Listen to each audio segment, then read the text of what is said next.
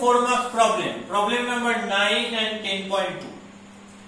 তো at first problem number 9 টা দেখা যাক কি বলেছে। find the sum of the series, একটা সিরিজ বলেছে তার সামটা বার করতে দিয়েছে এবং কতগুলো টার্মের সাম বার করতে দিয়েছে 2n plus 1 টার্মসের সাম বার করতে দিয়েছে। so let s 2n plus 1 equal to 2 plus 3 plus 5 plus 9 plus 8 plus 15 plus 11 plus 21 in this way up to 2n plus 1 terms. খেয়াল করে দেখো এটা কিন্তু অ্যারিথমেটিক প্রোগ্রেশন নয়। কেন নয়? কারণ 2 আর 3 এর মধ্যে ডিফারেন্স হচ্ছে 1, 3 আর 5 এর মধ্যে ডিফারেন্স 2, 5 আর 9 এর মধ্যে ডিফারেন্স হচ্ছে 4, আবার 9 আর 8 এর মধ্যে ডিফারেন্স হচ্ছে -1। সো ডিফারেন্সটা কমন ডিফারেন্স না, মানে কনস্ট্যান্ট ডিফারেন্স না। তাহলে এটা কোনো অ্যারিথমেটিক প্রোগ্রেশন ইটসেলফ নিজে নয়। তো এরা যদি নিজে অ্যারিথমেটিক প্রোগ্রেশন না হয়, আমি কি বলেছি দেখতে? আমি দেখতে বলেছি যে এদের মধ্যে কতগুলো অ্যারিথমেটিক প্রোগ্রেশন রয়েছে কিনা মার্চ করে, অনেকগুলো যদি থাকে এরকম। একটু ভালো করে যদি খেয়াল করে দেখো তাহলে দেখতে পাবে 2 আর 5 এদের মধ্যে common difference 3, 5 to 8 common difference 3, 8 to 11 common difference 3, আবার 3 to 9 common difference 6, 9 to 15 common difference 6, 15 to 21 common difference 6। তার মানে অ্যাকচুয়ালি এতে দুটো অ্যারিথমেটিক প্রোগ্রেশন রয়েছে এবং কতগুলো টার্ম রয়েছে? 2n plus 1 খানা টার্ম। 2n plus 1 টা কি? Always odd. ধরো এর জায়গায় 1 বসাও, 2 into 1 plus 1 মানে 3 অড। এর জায়গায় 2 বসাও, 2 into 2 plus 1 5 অড। এর জায়গায় 3 বসাও, 2 into 3 plus 1 7 অড। তার মানে 2n plus 1 itself is an odd number। তাহলে মজাটা হচ্ছে যদি এটা অড নাম্বার হয় তাহলে এই প্রবলেমটা বেসিক্যালি আগে আমরা যে একটা প্রবলেম করলাম 2 মার্কসের সেটার মতো। কি করব আমি বলেছি, অড নাম্বার হলে দুটোকে দুটো ভাগে ডিস্ট্রিবিউট করা যাবে না। একটা বেশি থাকবে নাম্বার, একটা কম নাম্বার থাকবে। সেটা কি করে বিবেচনা করব? আগে এটাকে দুটো গ্রুপে ডিভাইড করি। 2 5 8 এর একটা এপিতে রয়েছে, 2 plus 5 plus 8 plus 11 plus another এপিটা কি 3 plus 9 plus 15 plus 21, এটা আরেকটা এপিতে রয়েছে। তাহলে এই যে দুটো ব্র্যাকেট, দুটো ডিফারেন্ট এপি, এতে কি সেম নাম্বার অফ টার্মস নেই? কেন? 2n plus 1 টা অড নাম্বার, তাহলে এটাকে অড নাম্বারকে কখনো দুটো সমান ভাগে ভাগ করা যায় না। 9 কে আমি দুটো ভাগে ডিভাইড করতে পারবো না। 9 কে 4.5 করে ডিভাইড করতে হবে। আর নাম্বার অফ টার্মস সব সময় পজিটিভ ইন্টিজার, ওটা 4.5 মানে কোনো ফ্র্যাকশন, এটা পসিবলই না।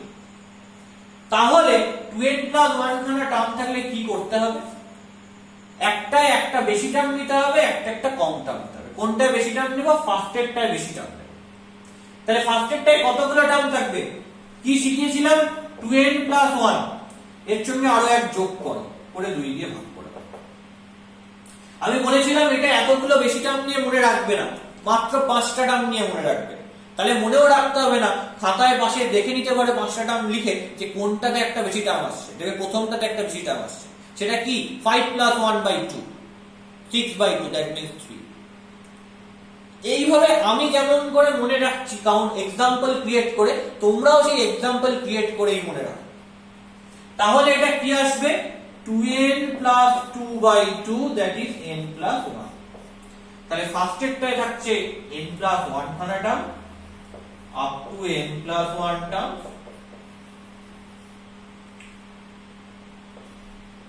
আর সেকেন্ড এরটায় থাকছে তার থেকে এক কম, মানে n খানা term. So it is up to n terms। তাহলে আমি কি পাচ্ছি? প্রথমটায় এটা একটা এপি, এর সামের ফর্মুলা অ্যাপ্লাই করব এপি n/2, এখানে নাম্বার অফ টার্মস হচ্ছে n plus 1, তাহলে কি হবে? n plus 1/2 2a, এখানে এটা হচ্ছে ফার্স্ট টার্ম 2 প্লাস ওখানে ছিল কি n minus 1, n তো নাম্বার অফ টার্ম, কিন্তু এখানে নাম্বার অফ টার্ম তো n নয়, এখানে নাম্বার অফ টার্ম তো n plus 1, তাহলে নাম্বার অফ টার্মস এর জায়গায় বসবে n plus 1 minus 1 into common difference, কত করে কমন ডিফারেন্স, 3 করে কমন ডিফারেন্স, তাহলে 3 প্লাস এখানে n খানা টার্ম রয়েছে, তাহলে কি হবে n by 2, 2a এর ফার্স্ট টার্মটা 3 plus n minus 1 into common ডিফারেন্সটা কত 6 করে, তাহলে কমন ডিফারেন্সটা 6, তাহলে কি পাবো n plus 1 by 2, 2 into 2 4 plus n plus 1 minus 1 করলে কি হয়, plus 1 minus 1 ক্যান্সেল আউট হয়ে যায়, n পড়ে থাকে, into 3 করলে 3n plus n by 2 into 3 into 2 করলে 6 প্লাস 6 into n মানে 6n minus 6 প্লাস 6 আর minus 6 কেটে যাবে, তাহলে অ্যাকচুয়ালি কি পড়ে থাকছে n plus 1 by 2 into 4 plus 3n plus n by 2 into 6n, তো ক্যান্সেল আউট হয়ে যাবে, কি হবে এটা 3 হয়ে যাবে, তাহলে আমরা কি করতে পারি একটু মাল্টিপ্লাই করে জিনিসটাকে ছোট করে নিতে পারি, দেখে নি কি আসছে, হাফটা বাইরে বার করে দিলাম, n plus 1 এর সঙ্গে 4 plus 3n মাল্টিপ্লাই করি, তাহলে 4n plus 3n square plus 4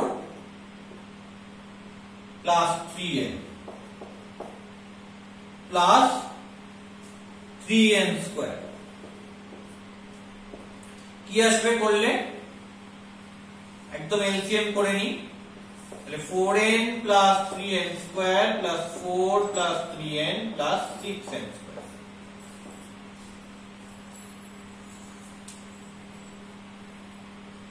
তাহলে কি পাচ্ছি 3n square plus 6n square মানে 9n square, এই দুটো টার্ম নিয়ে নিলাম, তারপর plus 3n plus 4n that means plus 7n plus 4 into half, so that is s 2n plus 1, that is answer. So another question কি রয়েছে, এবার 10.2 রয়েছে, এবার আমাকে কি দেখতে হবে, এবার আমাকে 10.2 এরটা দেখতে হবে, চলো লেটস সি 10.2 এরটা দেখা।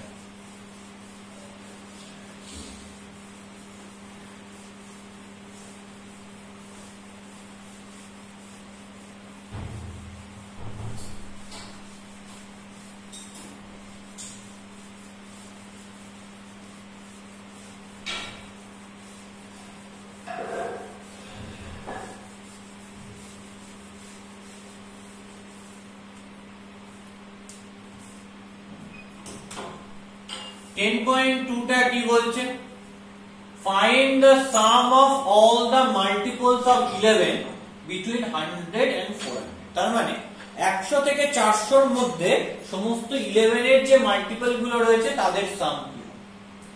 আচ্ছা 11 এর মাল্টিপল যদি করি 11 22 33 44 55 66 77 88 99 and after that 11 into 10 করলে কত হবে 110, তাহলে 100 এর থেকে বড় 11 এর মাল্টিপল কি আছে, নাও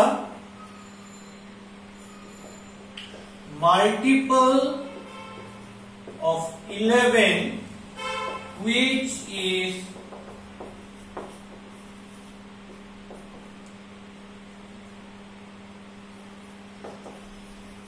greater than 100 is 11 into 10 110, তার মানে 11 এর মাল্টিপল যেটা 100 এর থেকে বড় দ্যাট ইজ 110, তাহলে আরেকটা কি খুঁজতে হবে 11 এর মাল্টিপল যেটা 400 এর থেকে ছোট, কারণ 100 আর 400 এর মধ্যে 11 এর মাল্টিপল গুলোর সাম ইভালুয়েট করতে দিয়েছি, তাহলে therefore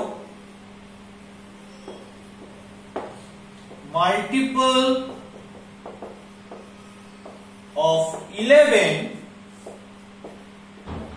which is less than 400 is তাহলে 400 এর থেকে ছোট 11 এর মাল্টিপল কি আসবে? দেখো 399, এটা কি 400 টা 11 এর মাল্টিপল না, 399 11 এর মাল্টিপল করে দেখি।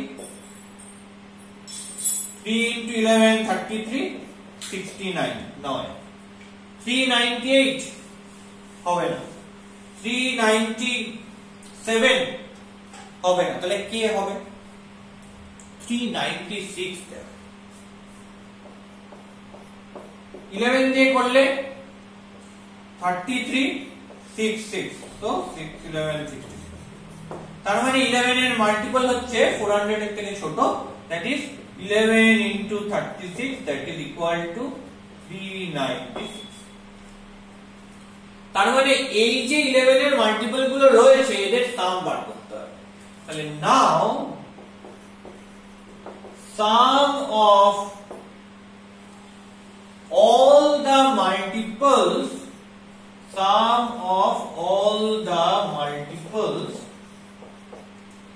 of 11 between 100 and 400 is equal to, first start হচ্ছে কোথা থেকে? 110 থেকে, তারপরে কি? তারপর 11 এর মাল্টিপলটা কি? 11 into 11, that is 121।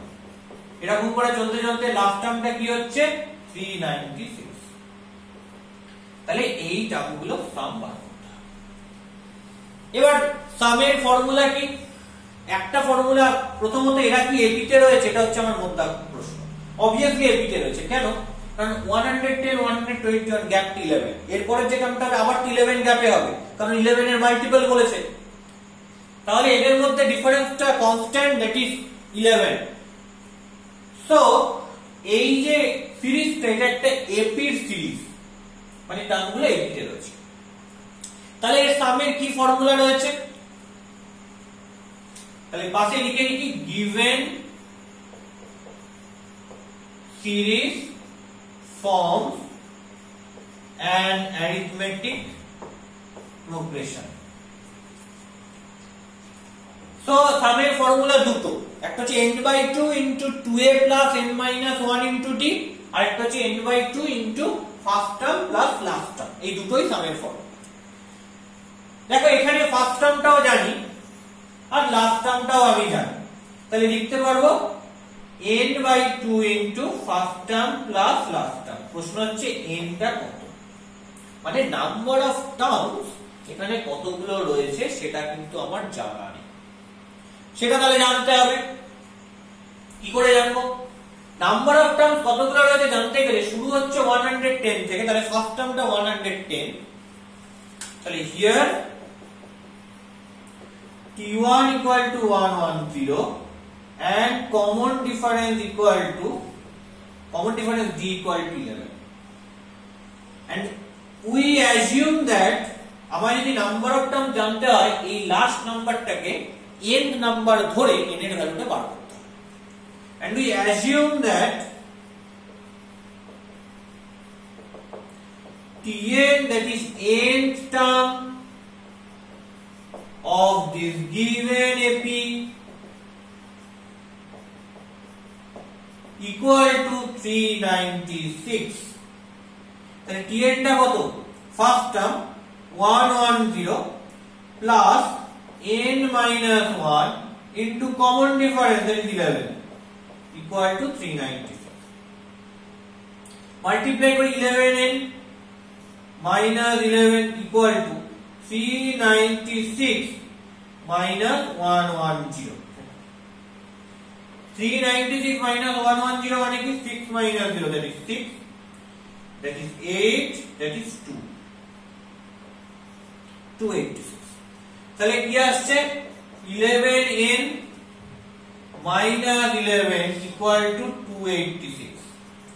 so 11n equal to 286 plus 11, কি আসছে? 6 plus 6 and 1 7, 8 1 9 and 2 297। so what is n? so n is 297 by 11, that is 27। তাহলে n মানে number of terms basically equal to 27। তাহলে এখানে নাম্বার অফ টার্মস এর জায়গায় কি বসবে? 27 বসবে। ক্যালকুলেট করে নিই। 27 ইনটু 396 প্লাস 10 মানে হচ্ছে 406 প্লাস 100 মানে 506। 506 বাই 2 করলে কি হবে? 253। তাহলে 253 ইনটু 27 করে দেবো। করে দেখে নাও 253 ইনটু 27 করলে কি আসবে? 6831 এরকম একটা নাম্বার, 6831। যাই হোক, এটা ক্যালকুলেট করে নেওয়া যাবে, এটা ক্যালকুলেট করে নেবে and that is your answer। এটাই হবে অ্যান্সার। ওকে।